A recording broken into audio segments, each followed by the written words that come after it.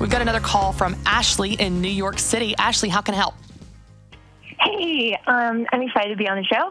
I am starting Southland Interior Design here in New York. I am a Southern transplant, and I have been absolutely shocked by the cost of starting a business in New York City. Oh, I'm sure. It is insane. So my business is service-based, like you're talking about, and I'm just wondering, can you help me understand a reasonable expectation of how much it should cost to start a business?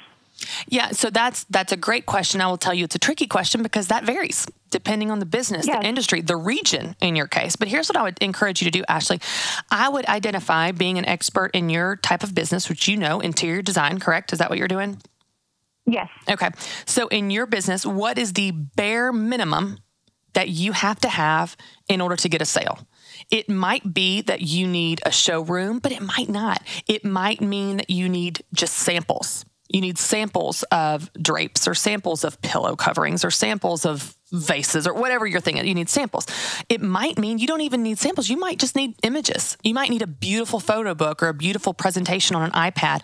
I would encourage you, especially when you're starting out, as you're proving your idea, you're kind of getting your bearings there in New York and building those relationships. What's the bare minimum that you need to get the sale? And often we think it's a lot more than it actually is. So when I bring that up to you, is there something that comes to mind where you think, this is what people typically want to see? Like in my mom's business, the cake business, they want to see photos. What do people want to see in your type of business?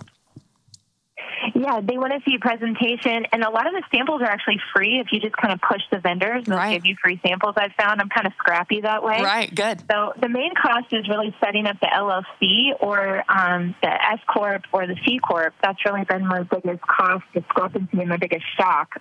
Sure. Is just kind of what do I need to be a sole proprietorship in this kind of cutthroat environment of New York City business? It makes me a little nervous. Sure, absolutely. Here. Well, I'm glad you brought that up because typically we recommend starting as a sole proprietor, regardless of where you are. This is a baby business.